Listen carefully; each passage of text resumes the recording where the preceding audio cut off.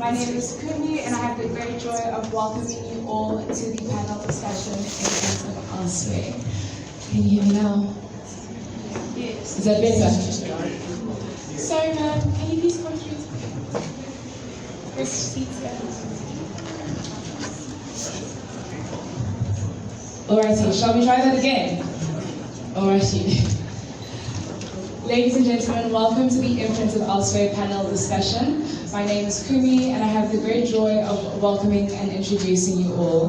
The Imprint of Elsewhere exhibition, The Mind as an Inner Atlas of Encounter.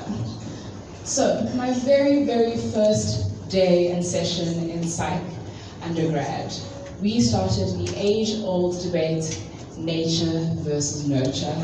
And at that young and tender age, I think we have very, very bold opinions. And so the class was overall with opinion. In the words of Ashraf Jamal, we inhabit the world as the world inhabits us. I believe that this offers a different lens to that age-old debate.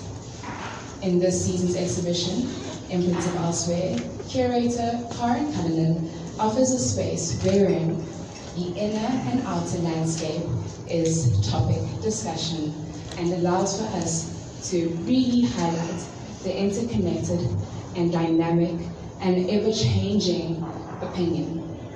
While the inner landscape shapes how we perceive and respond to the world, the outer can activate, can soothe, and can challenge. It can transform, and it can allow for a calmer, perhaps distraught, perhaps tragic, perhaps happy in the world. We're in a space where the socio-economic and political allow and bring in lots and lots of topics. But I think in this space, with this exhibition, Karen has allowed the works of Sue Martin, Tanya Balchamut, Sue Martin, Henrike Greiling, Frans Tulka, Mani Maduleke, James Deloop, Nina and Kate Shand, to mirror and reflect on the unknown, the intricacy, the intimacy of the people and the places that we've been and the knowledge that we hold. I hope that as you walk through this exhibition today, another time, we allow a space that you feel true to self, true to who you've always been in the past, and who you will allow yourself to be in the future. I have the great joy and honor of introducing Dr. Ashraf Jamal. Dr. Ashraf Jamal is facilitating our discussion. He is a senior research associate at Via Center at the University of Johannesburg. He is an author and a critic of culture and art. He is an individual that has dedicated his lifetime to the storytelling and engagement of arts and culture. Dr. Ashraf Jamal is currently writing a book on abstraction over the past 200 years. And so we look forward to that in the next year or so. And in that, I'm very, very excited to welcome him. And prior to us kind of getting into the discussion, we have a voice note from one of the participating artists, James Deloop. He isn't with us today, and we're just very, very lucky for him to have shared just a few sentiments of his works seen here in the center halls of the gallery. Dr. Ashraf? Start, James' voice note is playing now. And to the future, as much as Hello. This is a note to the future, as much as it is here with us right now. I am honored to be represented by Artley at this exhibition. Thank you to everyone who made it happen, and thank you to everyone who is curious about the creative language. I believe that the unencumbered mind, free from the constraints of convention, sees more clearly the nature of the environment in which it finds itself, a world of marvel and wonder. Creativity is around us all the time. Practice in the broad world of the arts maintains a fresh and engaged outlook where patient critical observation is a key. In my observations of the nature of light and experiments on how to express tonal qualities with paint, the color combinations and compositional elements that can create an alternative picture, and it is here that another world opens up. you're noticing, you notice more. Studying the nature of things with one's senses and imagination to put together a harmony.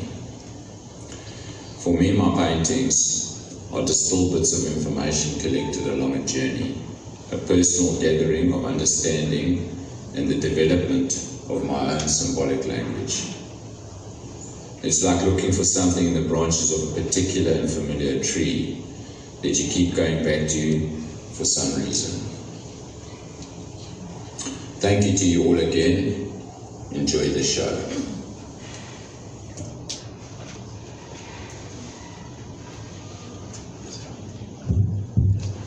Thank you, James.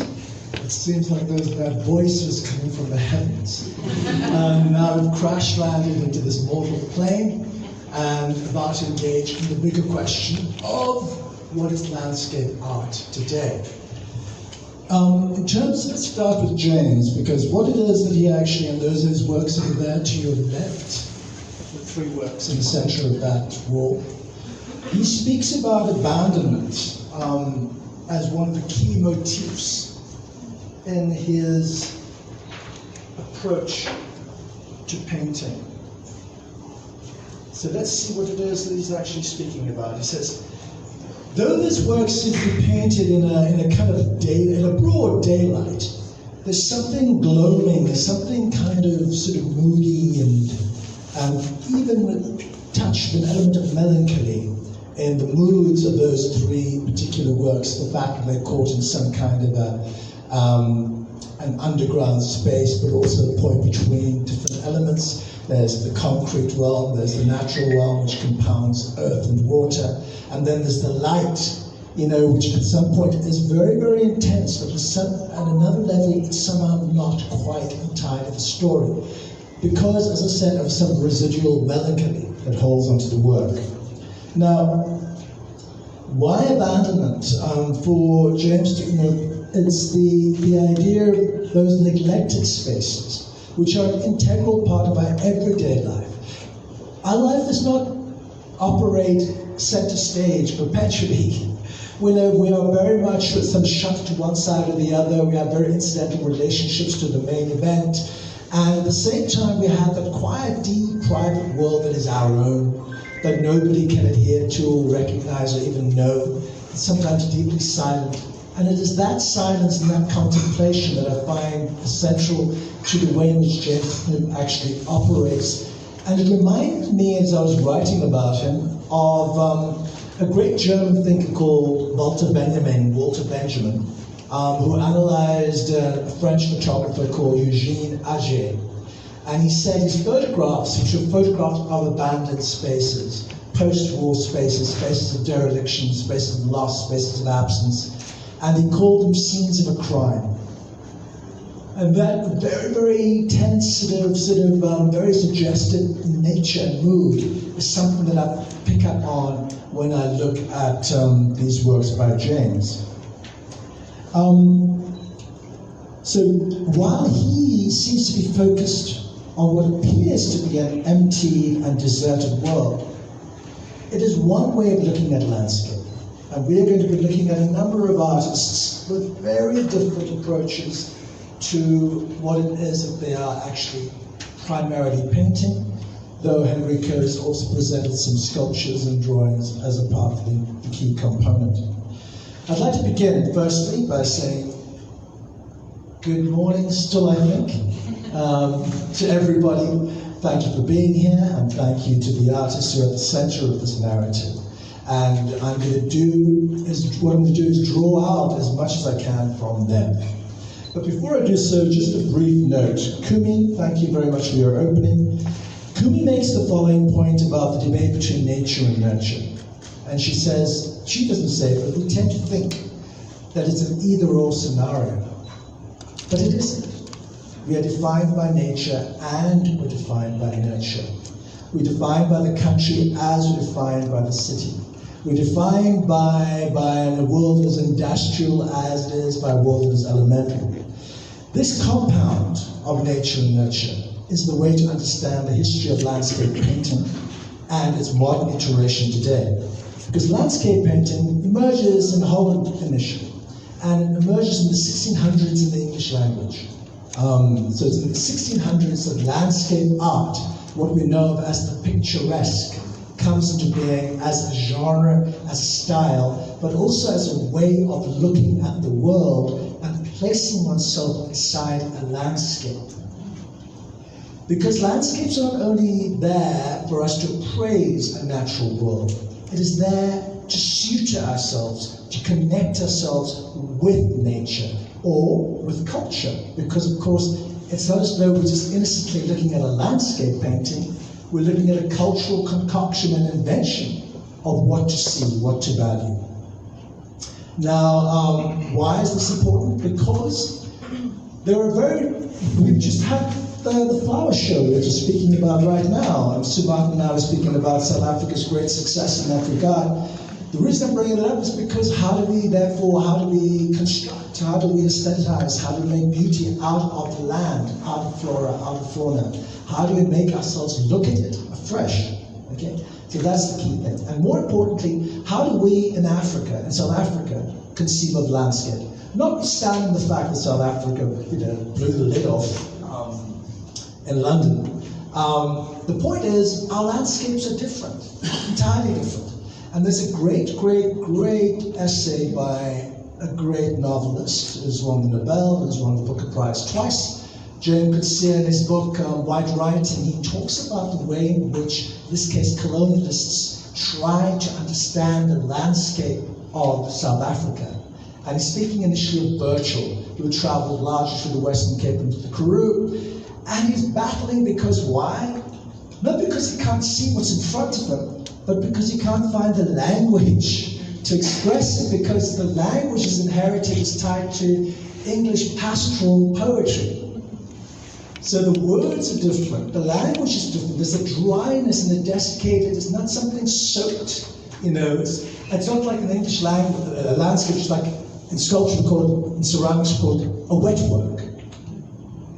The English language is like, it's drenched, okay? So but when you look at the South African landscape, it's a different color, it's a different weather, it's a different vegetation. So we here, in this case the four artists in our midst, have tried to record their perceptions of our landscape, to tell our story. Now the interesting thing is, while they are all doing quote-unquote the same thing, they're doing it entirely different, because there is no single way in which to see a landscape. So to begin, and also yes, as Kumi pointed out, we are not dealing only with landscapes as they are empirically observed, seen in the world. We're dealing with inner landscapes, because of course, nothing is seen objectively. Everything is subjective. You might construct the ruse that you're making a detached scientific sort of clinical analysis of the world out there, but it's still you subjectively making the decisions to see the world as you choose to see it. So even the most objective assessment is inherently subjective. Now, how do these four different artists, in their very different subjective ways, engage with the matter? I'd like to begin with Sue on my right, Sue Martin. And at 4 o'clock this morning, as I said, I was busy sort of going through Google, trying to find as much as I could about a particular artist. And there was one particular sentence that struck me. You say, it's not about making a painting, it's about making space. So could you please start with that naughty remark? I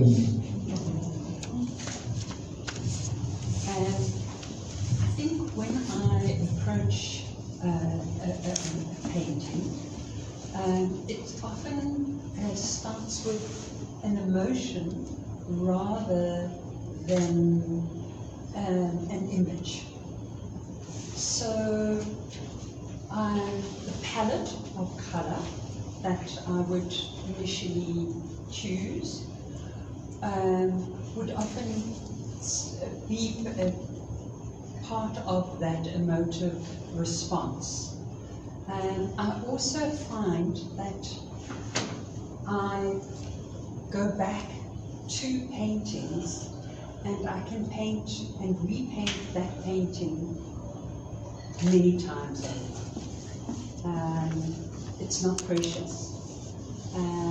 It's not, for me, fixed. Just like our lives and what we live through, nothing is fixed. We're sitting in this moment, but in 5 minutes' time, what we're doing now is no longer. So for me, the history behind what I'm trying to capture is often in those layers and in those spaces. And I also feel that you as the viewer, I would love you to also look at the painting and experience your own response and reaction, and maybe find your own space and your own feeling towards what I'm trying to say. And that's why I also try and say less and rather allow you to say or respond in your own way. Thank you. But I want to pursue some matters with you, because right over there through this crack I'm spotting a work, and I'm sure you've gone through and had a look at the work by Sue, and what she says is she speaks about luminosity in each stroke. Okay, it's the idea between mark making and the production of light is one aspect. She talks about the build-up of various thicknesses. So the layers and layers and layers, but the layers are created not to affirm density alone, but also to affirm lightness.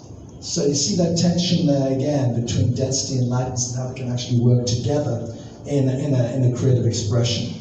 And you speak about a relationship with landscapes without being bound to specific sites. So it's not as though we have a landscape surveyor here trying to actually coordinate exactly a space and then record it.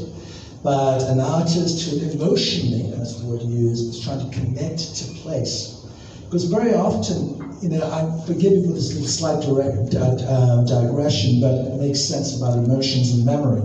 When I was a little boy, I'd go to church every Sunday with my grandmother, but I was really primarily interested in nuns' cookies. So I can still smell the nuns' cookies. So what I'm saying here is that our connection to places is not only about objective perception of a location, but what it emotionally does for one. And this is precisely what, as I understand it, that Sue is trying to communicate. And I was thinking here of a Turneresque aspect.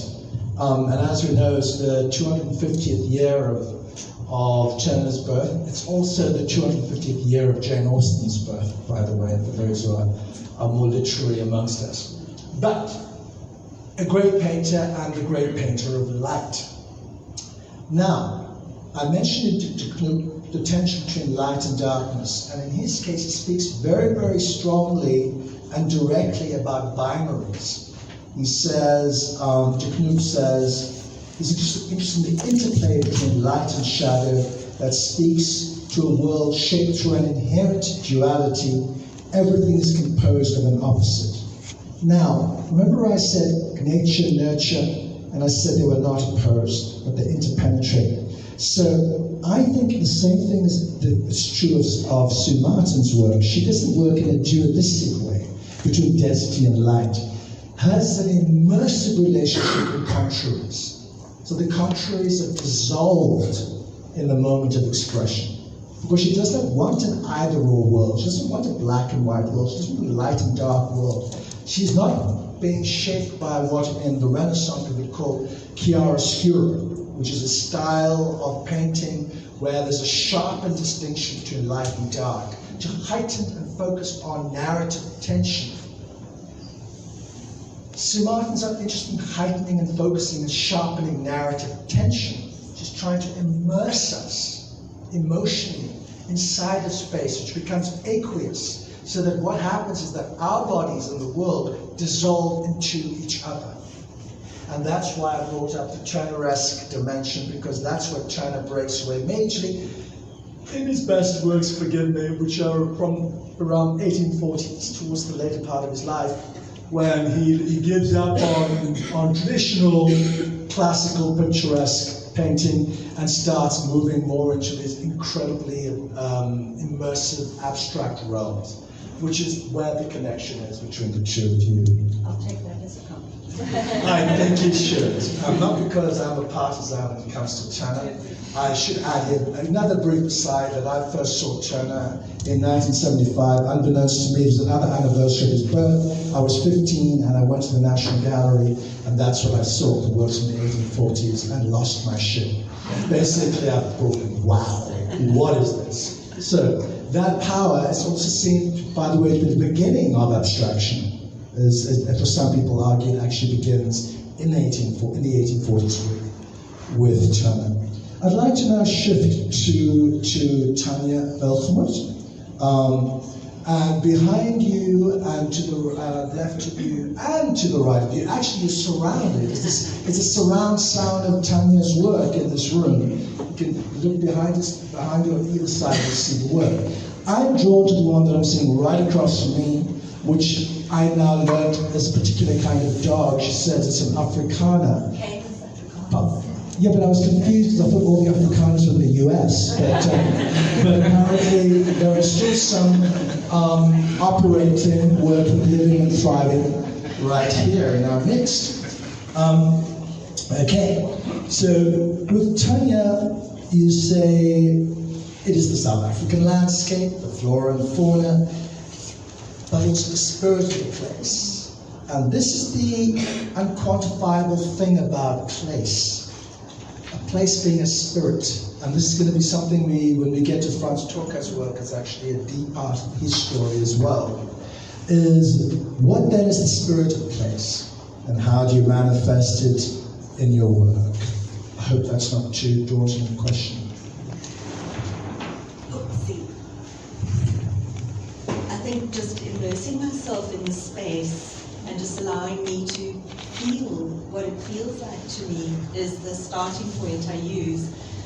What I find when I approach my work, often, I like to think about it and then images drop into my mind, or I will read something somewhere and it'll just be a phrase. So I find that is really, it's not really answering your question particularly, but that's my starting point. So I think immersing oneself in the space, allowing one to not necessarily see a visual reflection, but feel the whole feeling of the place. It could be very, I had the experience of feeling very small and insignificant in a really large space. And I've expressed it in these two paintings here in the corner. So I guess, I do approach, I suppose if one uses spirit of place, I approach it from an emotional point of view, and definitely not an intellectual. It's very visceral. I don't know if that answers your question. But the one thing, there are two. Good. Done. Okay. No, but the things that strong connection so far to what Sue has said as well about the primacy of emotion. Now, I think people misunderstand what emotion is. I think it's only a physiological relationship to things, but emotions are also deeply psychic, and there are levels of associative power and triggers that can trigger the emotional world. So the thing is, again, the emotions are not separate from the mind. Because if I talk about psychic apprehension, I'm talking about how one bodily engages in the moment, in this case, of painting, to actually connect to the world around you. Now, Nietzsche has a beautiful phrase, Friedrich Nietzsche, my pen pal, and he speaks of the physiological thought. So already you can see, if the thought is physiological, it's not simply something's happening up in the mind. So the idea of an inner and outer landscape becomes one landscape. You want to pass in between these spaces constantly. I think we've got to be very wary of dualisms, because basically a dualistic vision of the world actually simplifies the world firstly, but it also it reduces the depth of our ability to grasp what it means to be alive in the world, because then we get completely sidelined and distracted by ideology, by a political narrative, by something that's more fixed and more absolute, and we lose track of what I call the psychic sort of connectedness that gives us a sense of life. Now, one thing that Tanya has mentioned also is the spirit of place. Now, I must confess, this is another brief aside, it's my third digression, but I think they're interesting and amusing. When I was at Charles de Gaulle Airport, having spent a month in Europe, and I finally arrived at the depot where everybody's going to Johannesburg, right? You can palpably feel us. You know, you listen to people talking, you can pick up a sense of humor, and you can pick up the tourists who are piggybacking on our life, and suddenly everything feels cool, everything feels joyous, everything feels well, after, in my case, a month of miserableism in Europe. You know, what I say, the spirit of place is carried in the body, it's carried in the history of a being, in the stories we tell. And one of the things that Sue, who's just come back from a wedding in London, you know, for her, Joburg is it. You know, she's not planning to move out.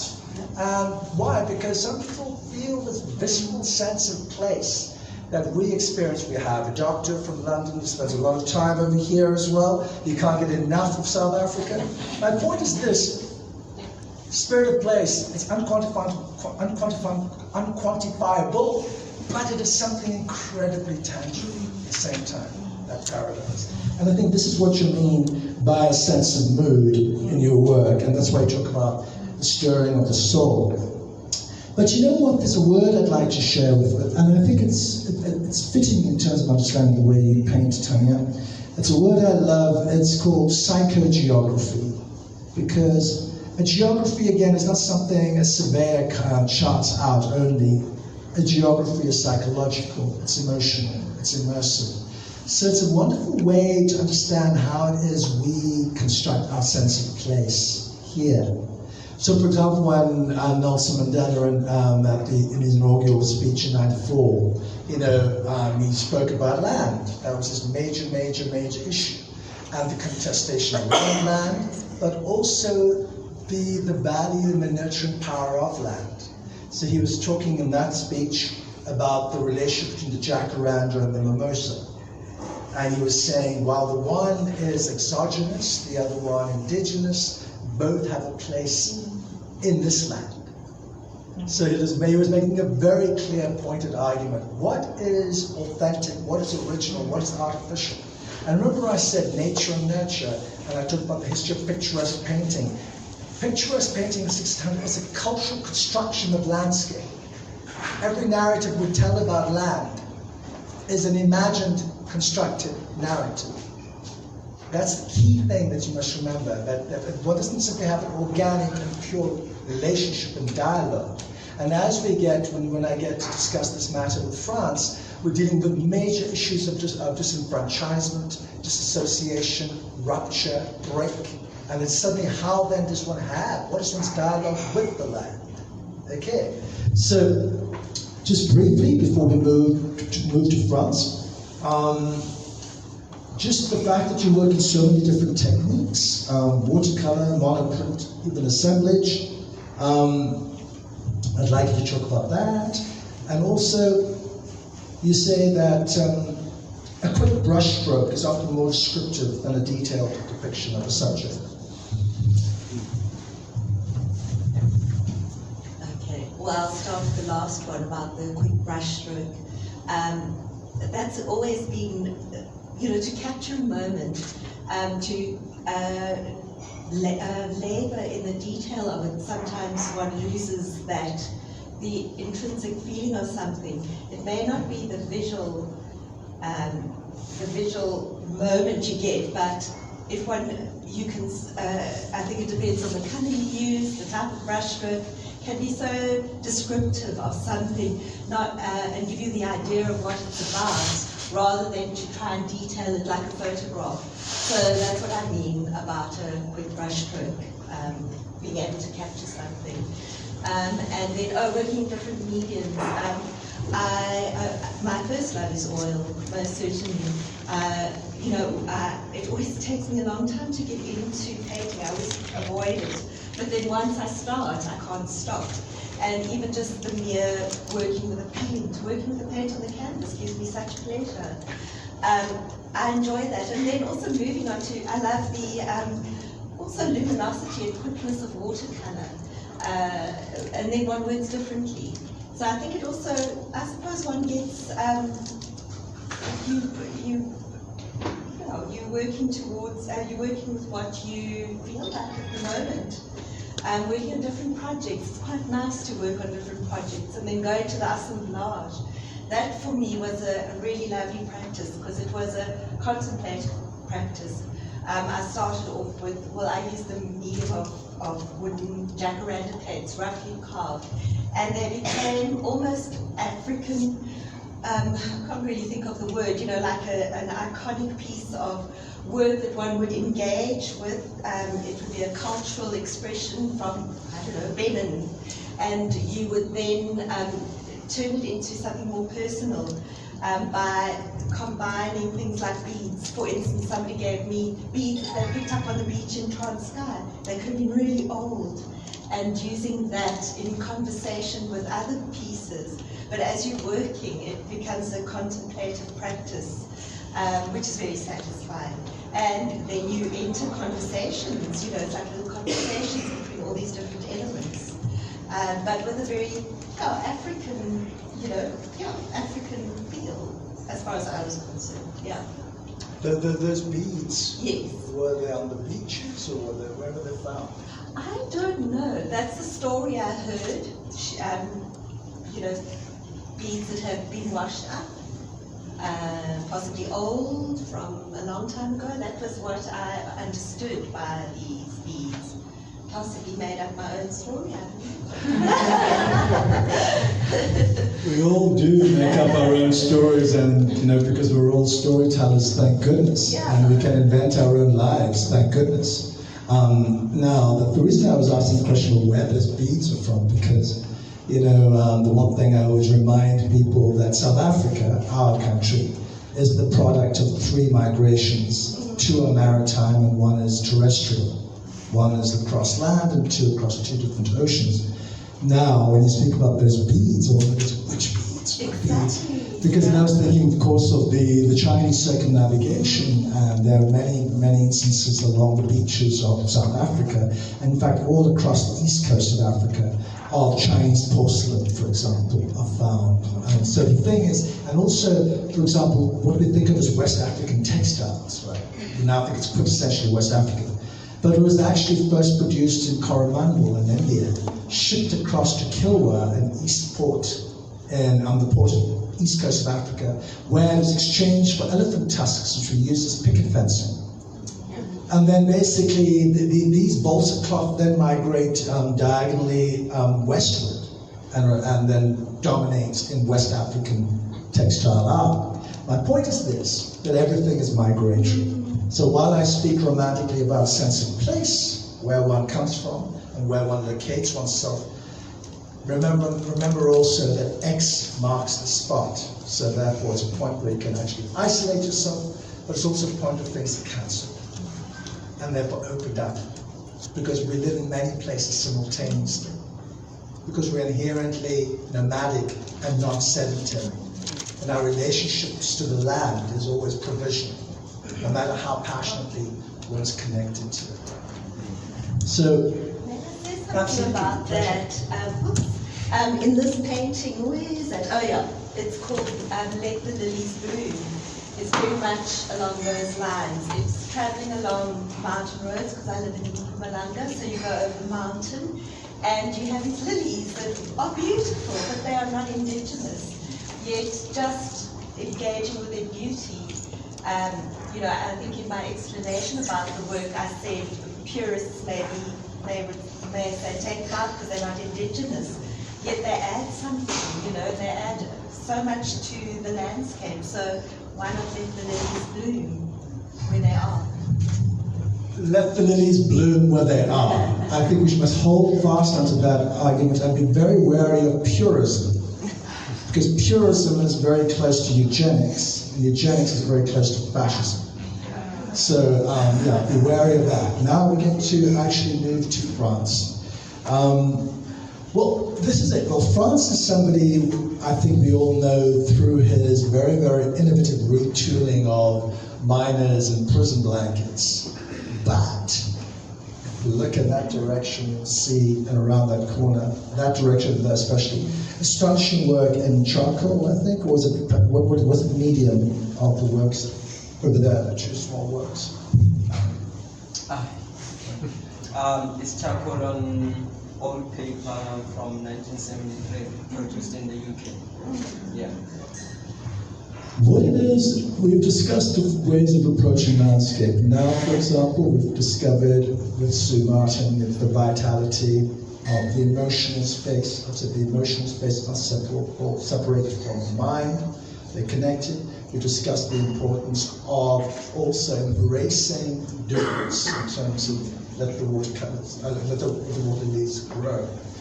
Now, in this particular context, with regard to France, I'm interested in what I call the interface of psychology and land, and the embodied black being in a benighted African landscape, and your ability. And this is the way you do it without being dogmatic, without making statement art. You know, you are nevertheless able to never lose sight of the land as a site of dispossession, and the land as haunted by loss. And I wonder if you have any additional thoughts, far more profound than I've said with regard to how you connect to your landscape and to our landscape.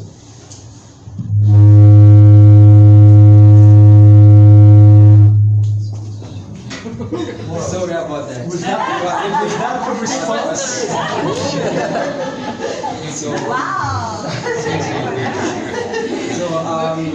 How do I connect to the landscape?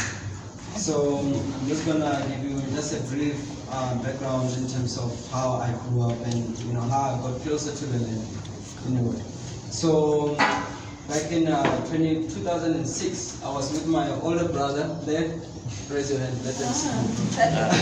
So this is after our parents separated, and I was very young. I think I was in grade 3, and I was at a point whereby the only thing that sort of like made me feel closer to my parents was me and him were forced to move from one place to another to live with our maternal grandmother.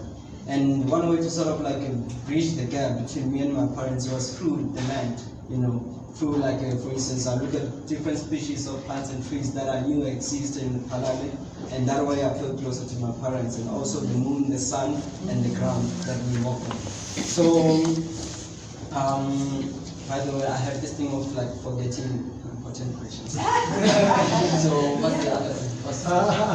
Well, the key thing I'm trying to understand your relationship to land and how you express it in two mediums, in charcoal and through your use of blankets. Okay, let me get to it. So, in terms of charcoal, I don't like charcoal drawings, by the way, and I don't like art. I don't love art.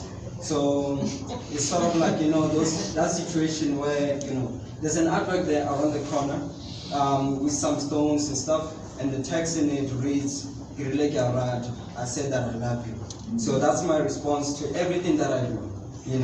Like right now, just to take a tangent or whatever.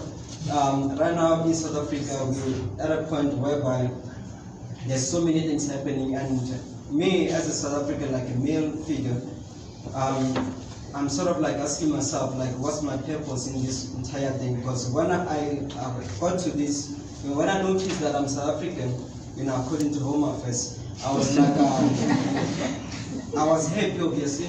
I loved everything about South Africa. But then now I'm sort of like looking at everything and asking myself, do I really love it?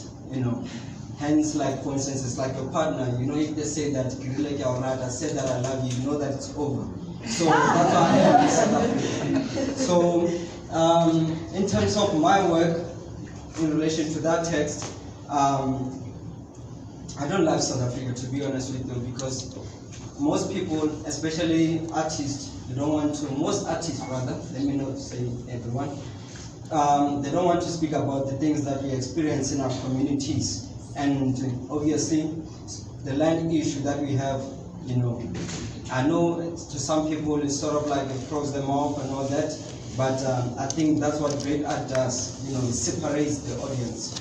And that's what I believe in, and so through the land, when I was young, working the fields, in the villages with my maternal grandmother, there's certain things, obviously, like after school and all that, you end up, as I said, like it's different species of plants and trees that make me feel closer to my parents. So another way, besides like working the fields, I would spend hours and hours because I was tired of other kids around me telling me about their parents and all that, Whereas me at home, I live with my maternal grandmother. So there's things that I discovered. For instance, if you look at the drawing that side. So as I was working in the fields and when you're young, you don't care about the fence between you and the house next door. It's sort of like, it's nothing. It doesn't represent anything. And that perception is the same perception that I have today. So my art is sort of like comes from that. So I came across like, I would say, objects that I'm, like when I look back at home, I saw, okay, we have this, we have the calabash, we have that and that, but how come these things are here within this sort of like isolated space? What happened? And also like I came across ruins of like roundabouts and whatever you may call it. And I asked myself, like, what happened to the people, I'll come to the migration issue. So, obviously, let me tap into it. So back in, like everybody's aware of the history, the context of this country, and, with regards to the 1913 Land Act, like what happened, obviously, like, we lost the land. But then, we didn't just lose the land, and that's what my work is about, because to us, black people, or the indigenous people, I'll get back to that one. The land to us is not just about farming, There are spaces that you don't go to, because there are things that if you go, for instance, let's take example with the Mudimule mountain. Not everyone can go to Mudimule and come back, you see. But then if you're spiritually or very strong, you come from a lineage of like strong, bloodline when it comes to like spirituality, you make it, back. So with another thing is that it's just that I have like so many things like happening on my mind right now. So I don't know, Alexander just keeps on popping and popping, you see. For instance, someone will say, I know I'm aware of everything that's happening right now in South Africa because I like to be like present, I don't want to just dwell in the past and point fingers, whatever, because I point this finger at you, I got to like at me, so it's pointless. So with what's happening right now between South Africa and other countries, people saying that, oh, there's killings or whatever and all that. To me, I don't see that as killings, and this is something that's happening here. And what we do as South Africans, we just go online, we post about it, we yap about it, and that's it. But here, on the ground, we don't do anything about it, So with me, I decided, instead of course I can make a portrait in my sleep. Instead of doing that, I'm like, let me speak about something that sort of like, made me who I am, It's more like my approach to this whole thing is like raising a child. You give them this, you give them whatever, you sort of like order them to do this and not to do that, and until you do something that sort of like contradicts your teachings, that's when you know that your work is done. And that's why I say I don't like art. I don't love it. I'm forced to do it. It's like raising a child, So, no, I'm being honest. It's not a joke. It's like raising. It's in a way. Yeah, it's you have to do it. You have to do it. You have to do it, and that's what I am. So.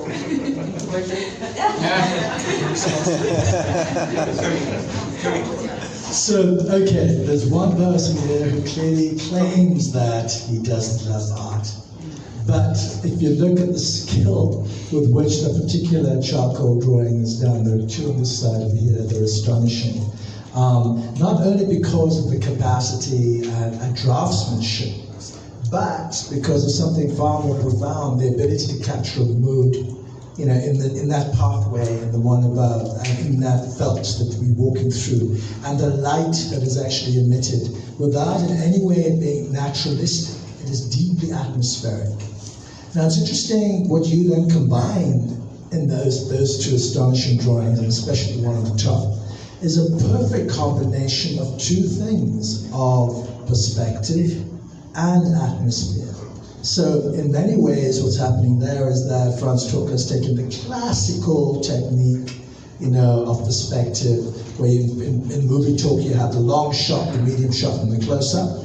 In landscape you have the collision, you've got the midpoint, and you've got the horizon. Same thing, so he's doing that three-part movement, which is a classical paradigm for depicting landscapes. Whereas, for example, if you look at Tanya's work behind you, it's somehow flattened. You get a sense of the depth of field, but it's not the dominant driving force of the one with the Afrikaner dog over there. But in the case of the drawing there by Franz Tucker, it's definitely the case. But that's very different to the overhead abstract work around the corner, which is very different because he is not trying to represent in any realistic way the landscape. He is actually emotionally, the dominant word, psychically trying to find a way to connect place with psyche. And what it is that Franz spoke about earlier on, about the Natives Land Act of 1913, which of course resulted in the expropriation of 90% of the land given to a minority in this country. That, even though France doesn't want to dwell upon this point, the key thing is this, is that we're dealing with this over 100 years later, we are dealing with this fact of dispossession. But it's not simply a question of then returning the land. There's a much more complex issue. What has happened in between? We've had the construction of segregation, we've had the construction of townships, the creation of artificial sort of living spaces, we've had a complete destruction of interfamilial family structures, the growth of migrant labor, the collapse of the heteronormative family, the building of single motherhoods, and errant fathers within black society is dominant and common, and I know this in teaching for 8 years at university, this particular university. My point is this. So that is within that deep problematic psychological and political and economic and cultural terrain that this particular artist is trying to find a way to narrate and tell a story. But to do though, and this is something that Franz said to me, while it's not the fact that he doesn't love art, but at the same time he's trying primarily to shift towards spheres of abstraction more. And that's why when you're done, we'll please look at the work on this side, go outside, look at it at a distance, because what he's trying to do is find ways in which to connect history with the abstract, rather than history with the literal. Let me comment on that. So, if you look at the drawings, like the charcoal and paper, you sort of like relate to them because, you can, like for instance, there's like three things that you're used to, but then the works on this side, they are like abstracted. But I won't say they're abstracted because they represent something, it's not just a thought, it's not just a space. So, in this case, another thing that I want to highlight is that each and every work of mine that you see out there, there's no like a preconceived idea behind the work. So I don't walk into the studio with an idea. That's why like I'm sort of like, I was just explaining to my brother there that it's like I don't want to, like, this is who I am. I get bored easily.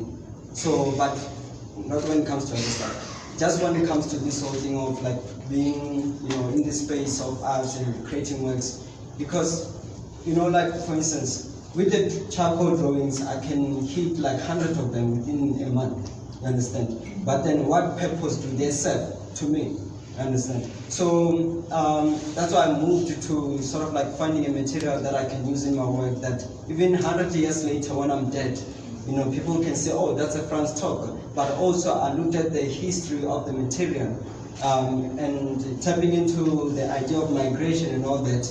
we're in a state of like dislocation. Everything is just scattered around, and everyone is trying to find bits and pieces within space to sort of like reconstruct what they once had back then, before the 1913, right? So if you look at the blanket, there's a quick background.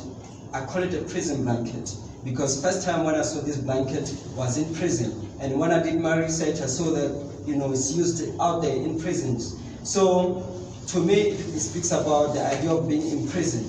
Whatever that I portray there, obviously, like somehow, even though it's not direct, it's linked to that idea. It doesn't mean that we are in prison, but we are.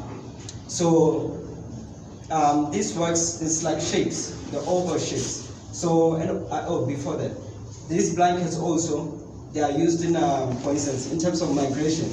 When you have like a humanitarian, or when you have like crisis, people dying, losing their homes and stuff, we have like humanitarian organizations dishing out these blankets to like society, as a form of aid or something like that. So to me, the blanket, there's sort of like, a play between the idea of being imprisoned and sort of like, something that we need, in terms of what I portray. So the shapes, they come from, because someone asked me like, what are those shapes? What do they represent? So instead of like after this, explain to everyone that these represent that and that, So the shapes, they come from, I went to a graveyard, and if you go to, like for instance, any graveyard, you see there's certain sort of like spaces or graves that are not without heads and whatever. And after it rains, especially, like after decomposition, after the body decomposes and stuff, you have like the soil sort of like sinking in and all that. And after raining, you have like a patch of water. And I asked myself, as Franz, what would you do in that situation? I'll throw a stone into the water, and you have like this ripple effect. And that's what the sort of like the stitching in my work represents, And that was that. But also another thing is that I like to play between, like the idea of a grave and waves, depending on the composition. In this case, you're looking at these works on this side. You're looking at like just the normal landscape that as you walk in space and all that. And this one here, you're looking at like the aerial view of a landscape, which is my new trajectory, in terms of my concept and few possibilities, So yeah, I think I'll just leave it there for now. Thank you. We're now going to move on to Henrico Kreling. Kreling? Yeah. Okay. The fourth member of the troupe presented here. Now, Henrico's got both sculpture and drawing. Would be the two very different sort of techniques that have been brought to our attention in this space. He says he is concerned with the themes of transformation, of memory, and spiritual resonance. The last one seems to be especially important in terms of the work that Kreling is doing, because the Christian faith is central to the drawings. You speak about the sheep, which is the animal that you actually depict in the work on that side. The sheep are not merely subjects, but stand-ins for the human condition, you say. So I'd like you to pick up on that.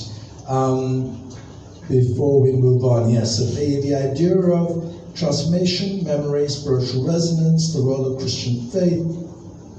How do you represent that in an artwork? Are you constructing parables? Using landscape? This is a layered question, but I'll try my best to answer. So I guess it'll be easiest to begin with where because it's a new series of work, these charcoal drawings, and it started while I was busy with the sculpture. I saw these sheep in the field next to where I'm working, and I thought, they are so still, so few people know them. And I kind of saw like my art making process in the same way.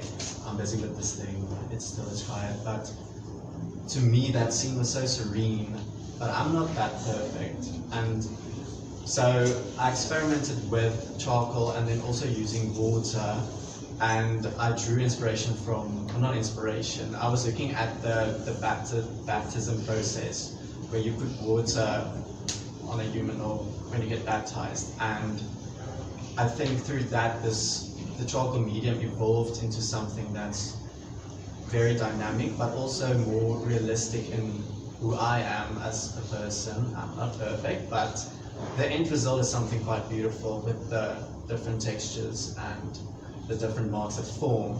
So I think as much as it is about the landscape, it's also about the material and how it changes when it's combined with the water in this case. And then the rocks as well, my process also there is quite important. So I usually go on hikes and collect these rocks. So it's quite difficult to get them where I want them to be sometimes. But anyway, and then I use these rocks and I use steel to mimic the shape of the rock. And also in the Bible, it speaks about the rock and Jesus being the rock. And for me, it's a way of mimicking this rock. Once again, it's not going to be perfect. It's going to have these lines and all these welding spots. But somehow the balance, when I put them on top of each other, makes for a quite spiritual composition. My takeaway line from you here is, I'm not perfect. And it's just a reassuring thing for all of us to remember. But it's interesting, therefore, it's in the imperfections that one finds the truth. And the interesting yearnings of faith is a yearning for perfectibility, for the ideal, for the absolute, for a greater truth, for transcendence. But the interesting tension that Enrico is pointing out is that in saying I'm not perfect, he's reminding ourselves as well that we are caught in what Shakespeare called a mortal coil. And this is very evident, not so much in the pastoral drawings, which again are very classical in their influence. They're actually allegorical, would be the way. I would say allegorical more than symbolic in terms of the language that you're picking up on, the tradition in drawing that you're working on. But it's the sculpture that actually, for me, heightens this sense of awareness. And you've got this exceptionally beautiful text, which I'd like to read and share with you. It's connected to the work that is out in the front, the sculpture, the rock, and the two words made of metal. Mimicking, as you say, but I think mimicking is a word that's not actually, doesn't do it justice, because it shows it's supposed to be merely copying stone, where actually what you're doing is finding how the elemental has many different languages, and how the man-made and the natural, again, nature and nurture, come into one composition and work together. So imperfection allows for innovation, is the interesting angle we can take. These are the astonishing lines by the very young artist, with very wise thoughts, and he says, poised upon a single point, I lean into stillness, not by strength, but by grace. What seems unshaken speaks not of weight, but of wonder, of the quiet echo between the seen and the believed. Now, Enrico, what I found really, really astonishingly profound about this particular work, these words, is because this idea of leaning into stillness, it's very much what Tanya was speaking about and what Sue was speaking about. How do you arrive at the point of creation? How do you find that moment? My hair's standing on end. This is what happens to me when I'm typing. Suddenly everything goes berserk. And I'm having this moment now because of Enrico's poem, but how it's actually connecting me to what it is that two particular artists are doing. You lean into the moment of expression. You don't stand detached and say, I am going to create this from this great height. No, you in this imminent moment, you discover what it is you want to tell us, what it is you want to express, what it is you want to learn and discover. So this leaning into stillness, this whole idea, if you look at that monumental work of stone and metal, what holds it together? What Enrico's saying, it's not the strength that is critical, but the grace. So the thing is, what makes one strong is not only one's capacity to punch. What makes one strong is one's ability to find a sentient core force in one's being that has a truth that can carry one through in the world. Now this also brings up in many ways with all France's battles and his refusals, I don't love art, for example, these negations, because the thing is there is something there that is compelling him. He says he cannot stop, he must lean into that world, he must create that world that he now shares with us. And this is the grace of artists. This is their grace that is shared with us. But I would say this is also your respective strengths, because it takes discipline, it takes work, it takes determination, it takes will. But also, the key thing in the second stanza, you talk about, instead of focusing on the weight of things, what is the wonder of things? Okay? And that's the key thing as well. In the creation of a work of art, it's not simply about, in this case, what Tanya says, the infinitesimal brush stroke. Yes, but that brush stroke is tied to wonder. It's tied to a magicking of the world, rather than simply scientifically and objectively recording it. So it's this magicking in very, very different ways that these four artists have asked us to think, again, in very different ways, about the landscape, how we position ourselves in it.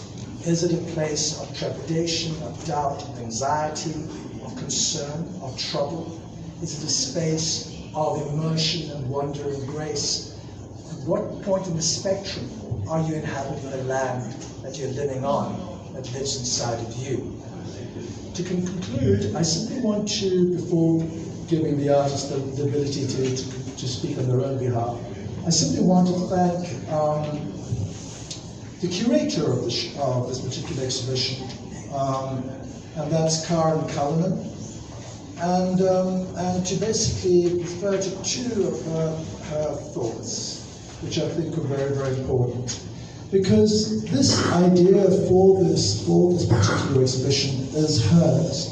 She chose these artists, she curated these worlds, she found ways that they could accompany each other and tell their mutual stories.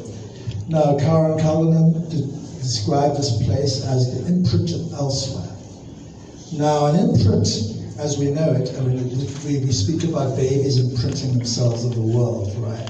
So to firmly fix an impression or memory in someone's mind is one definition of an imprint, often with a lasting impact. Yes, that sounds good, but it can also be really, really bad. It can have a really bad imprint that lasts. But that's not the only imprint that we're dealing with here. We are dealing with an imprint as a sedimented quality. We spoke here about the importance of layering in Sue's work, but the layering produces a density which emits light, the paradox that comes out of it. The imprint is there, but it's not flat. Same thing with Franz Tolker's relationship. For example, in a charcoal drawing, you create a heightened sense of density and depth. In a work made out of the prison blankets, it's a different kind of technique because it appears very graphic, because the layers are there, but at one level it's also quite flat, because of the materials that are being used. But how the artist is able to create a psychological depth through this flattened, abstract construction of nature, but not only of nature, but of history, of people, of graves. And all of that integrated to give us a sensation of what that inner and outer landscape is. So these are the things that our curator has allowed for us to consider. And one last quotation from Cullinan. She says, "It is the intersection between art and psychology, explored through the inner unspoken language of the psyche, the subconscious, the soul, that is the source for the inspiration, for the exhibition, but also the source in varying ways, which in the contributions of four different artists, and the others, of course, also exhibit on the space." I'd like to conclude over there, and if there are any additional comments that the artists wish to make, I would thank everybody for being here. Thank you.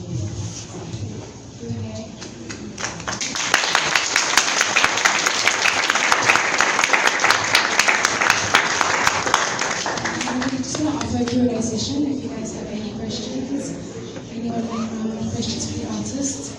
Otherwise, you can just find them in a corner in the gallery and go crazy. Is that fine? As we conclude, I just want to say thank you to Dr. Ashraf Jamal and our participating artists, Tanya Balkins, Enrico, Sue, Franz, Fumani, James, and Kate and Nina Shah. I just wanted to inform you guys that please ensure that you stay informed of everything that's happening on our social media. On the 21st of June, we're going to be having a poet book launch, and then we're also going to be having a panel discussion on the 5th of July that further discusses the art and psychology, intersection of art and psychology. We're going to have a neurologist, psychologists participating in that. Please can you stop, ask questions, hound them, take pictures with them, and I hope that overall we get to see you guys come through over and over again throughout the month of June. Thank you so much for joining us, and Karen will sign us off with one more note. Thank you everybody for joining us today. It's really been a pleasure having you. So I just want to say, if you're not on our mailing list, please leave your details at the front so we can put you onto a subscriber base and you can keep up to date with the events. The following events are very exciting. It's a poetry book launch. So annually we do an event with Botsotso Publishing, and we're working with poets. So the poetry book that will be launched is called Flight of the Bird Spirit by Richard Cullinan, and there will also be published poets at the event who will do stand-up performances to respond to the art. So I found that's incredibly interesting. It's been a brilliant experience before, so I really encourage you to join us for that. And the event, which is another panel discussion on the 5th of July, we're going to be seeing Kate and Nina Shand. They are Kate is an art therapist and Nina is a ceramicist, and they work in the area of art therapy, working with children. So it's discussing the area, the connection between art and healing through ceramics. We can actually see some of the ceramics that Kate and Nina made are displayed on that wall over there, and those were an epilogue where they intuitively started making ceramics in a response to a particular project they were running with migrant children. And then also Dr. Kirti Ranshod will join us. She's a well-known TEDx speaker, an industry specialist, a neurologist, and she speaks about the connection between art, creativity, and brain health. So I think it's a fascinating area and region where we discuss the connection between art and psychology. So again, stay tuned to our emails, keep in touch with what we're doing. It's quite exciting what's coming up. Thank you so much for joining us.